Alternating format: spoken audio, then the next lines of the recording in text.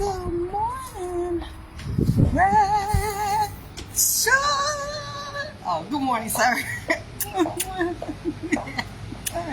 Well, how you doing, baby? Happy Friday. And today on Coffee and Conversation with your girl, Shakenya. When you get a minute, go to that YouTube channel, Shakenya, and hit subscribe. Look at some of the videos. And if you see something you like, just share it. And you can be selective with your sharing. You can just bounce around and look at the videos while I've been out the country and been to another state and interviewed a famous person. Yeah, you can skip through all the other videos. Oh no, I didn't interview them on Coffee and Conversation. They would have been Motor City Radio. Damn. Shameless. I didn't mean to throw that in there, but you can share those videos too. But really, the Coffee and Conversation videos is on the YouTube channel. So make sure you do that. Father's Day coming up. Make sure you go to the Allure Wrist Design website and find you something. Yeah, these are for women, but they do have these that's similar to this for men. Yeah, but they have an array of things. They have watches, they have clothing. So yeah, go check out that website and get your daddy something. And my boy Kevin, Liquid Drops. Yeah, what it say? Y'all see what it say? What it say? All the prettiest girls from Detroit. Yes, so make sure you check my boy Kevin Thomas out. I'm gonna tag him to this video so y'all can shop black. Support your people. So guys, today, let me hurry up, I got stuff to do. I'm acting like I ain't got a meeting and places to go, people to see, babies to kiss, all that type of stuff, right? I'm moving. So guys, today, just a couple things, and you can support me with them stars. I forgot to tell y'all that. Y'all can throw me some money, buy me some coffee in the morning, so I keep this show pumping. Hey, baby girl. Hey. Finding you. We open up the good book. Ooh. So today, guys, just a couple things you can talk to your therapist about. Oh, y'all like the shoes? Yeah. I had to put the reds on today. Yeah. Had to put the reds on today. Yeah. A couple things you can talk to your therapist about. Yeah. Real simple. Real simple. Your past, your present, and your future. Y'all probably gonna be talking about these things anyway in your sessions, but I want you to pay close attention to the areas that you might be struggling with as it relates to your past, your present, and your future, as it relates to, again, the baby being gone out your life. Yes.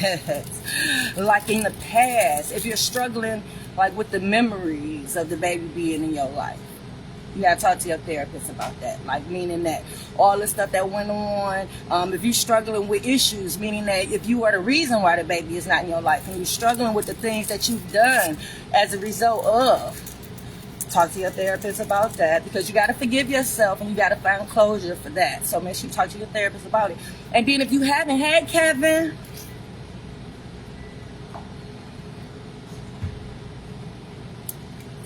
he on, guys, and I'm gonna tag him so y'all can make sure y'all get y'all a shirt. So yep, and if you struggling with it, like my past with the baby, like you gotta keep in mind, was perfect. Yeah, my life was perfect. So my past, I was struggling with that because it was so perfect. You know what I'm saying? Everything was going well. Everything was going according to plan. So when you got a situation like that, it was a struggle for me to deal with the past and only be left with memories after I've invested so much time and effort and made so many sacrifices to build this relationship with this child, and for it to just be torn apart for no reason of my that I even know. I still don't know what I've done. You know what I'm saying? Have you ever been convicted of something? You don't even know what you've been convicted of. You done been tried and found guilty, and you don't even know what you've done. That sounds a little bit unconstitutional, doesn't it? I know. And that's what happens to a lot of parents on a daily basis. You'll be surprised how many dads see their kid one weekend and next weekend they don't. And don't see their kid no more after that just because the mama was mad and should just decide to take the baby out the dad's life. Child support didn't come through this month. So you can't see your kid because I didn't get my child support. Until I get my child support, you ain't suitable. You can't be around. As if the child can't learn anything from that man without the money. Now, money is needed, don't get me wrong. Daddy, get your sorry ass up, go get you a job, take care of this baby. Whether it be through child support or an arrangement that you done made with your baby mama. But get your ass up and take care of your kids. Take care of your responsibility. Period. So don't think I'm condoning a sorry ass dad just laying up and not doing shit. Now I'm not saying that. But don't let that be the only basis and the only means of this relationship that's based on that with the father and the child, right? So yeah, if you're struggling with like the memories and things of that nature, yeah, because it was hard for me. Yeah, my life was perfect. My kids was working with me. Yeah, so it was hard for me. And then your present. Talk to your therapist if you're struggling with the present. You know what I'm saying? Like, depending on the dynamics of your household and how your family was structured and what was going on in your life, it might be hard for you to deal with, depending on where that baby fit in at. You know what I'm saying? Because even if the baby wasn't working with you or the baby wasn't in your life every day, you only see the baby on the weekend, that still has an effect on you as a parent. You know what I'm saying? Just your baby just being taken out your life. So your present might be interrupted. Like mine was interrupted so much to where I had to slow down everything. Yeah. Let me say, with the past and everything happened, my present right now it's moving, but it's not moving as fast as it could have been. You know what I'm saying? As it should be. Yeah, because I planned a lot of the stuff. A lot of the stuff that I'm doing now was planned, or I had been doing it almost 20 years or plus. So it was a nice little, I know. So yeah, I struggled with my present. Yeah, like for instance, I was working on a trailer before the baby left. Hey baby, how you doing? Before the baby left, I was working on a trailer for my book, Dysfunctional Family Not. Another shameless plug. I'm sorry, guys. But working on my trailer for the book, meaning that we had already filmed myself, because I don't have a crew, so I had to do a lot of stuff myself. So I had already filmed like 3 or 4 sections of the trailer that I want to put out so that I can get people to buy the book, right? So we filmed the part of me being at the airport about to take off, me and all my children. We filmed the part of how me and my girl used to ride out we was 12 and we was renting crackhead cars. They're not crackheads anymore, they're called substance abuse users. But back in the day, we rented crackhead cars for like $10, $20 to ride all day. And she would come and get me. So we did film the scene with my daughter playing me, the baby, and my little cousin playing my girl. And it was so perfect because my little cousin is little in stature for her age, just like my best friend was, and my daughter looks just like me. So it was perfect. So we filmed that scene, and then we filmed the scene of my other daughter playing the pilot, like we about to take off, right? So it was like 3, 4 more scenes that needed to be filmed to put a wrap on it. So I had to put a heart on that. Yeah. They were coming with me to the radio show. I had bought them a Canon camera, and they were learning how to work it. They were being self-taught. Yeah, they were fiddling and playing with this camera, and they were coming to the studio with me, taking pictures and filming behind the scenes, which I was going to use for my social media to hype up the radio show. So they were coming along. Yes, baby. Praise the Lord. How you doing? I'm good. Full strong favorite. Yeah. What is it? I just want to know if you can help me to get a Black and Mild. A Black and Mild? Yeah, or a pack of cigarettes. I can't help you with no pack of cigarettes. Okay. Now, if they sell Black and Milds by themselves, I could possibly get you one, but you're going to have to wait until I finish my video.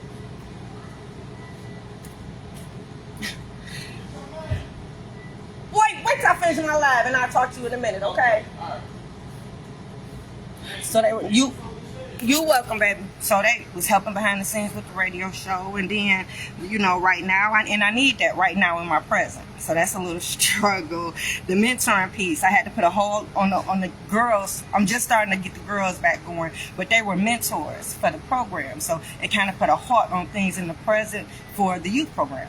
Yeah, remember I've been doing the jail tours, taking the girls to Huron Valley. Yeah. So they were mentors. I have been grooming them for that. So in the present stage right now, it kind of put a heart to it. I'm just getting to a point where I'm able to groom the next young lady or volunteer to help with that. But it was just perfect having my own daughters there to serve as the mentors in the program, right? Because it only makes sense considering they've been groomed in it. I've been doing this program for almost 20 years, so they know very well about me trying to help children with behavior issues and the reason why I'm doing it, and they were just as passionate about it as I was. So of course, with the baby being pulled out, that disrupted things. And then the cleaning contracts. Remember, this is a cleaning company. This is a family business, family-run business, meaning that this is something that I grew my children into. Just something similar to where, like, you go to your local grocery stores and the Chaldeans or whoever own the grocery store, you probably see their little kids behind the counter. They got their little kids working. They got their little kids stocking stuff. Yep, that same model, I incorporated it in my parenting, and I felt like if I want to be the first millionaire in my family, if I want to be the first entrepreneur or the first whatever I got to do, it's going to have to depend on my children.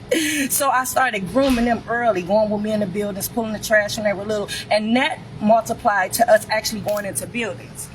I had 2 schools. I had the Birmingham Municipal Center, and I was employing 8 people, including my ex's cousin. Yep, the guy that's taking me through all this hell, his cousin was working for me, and he was my mechanic.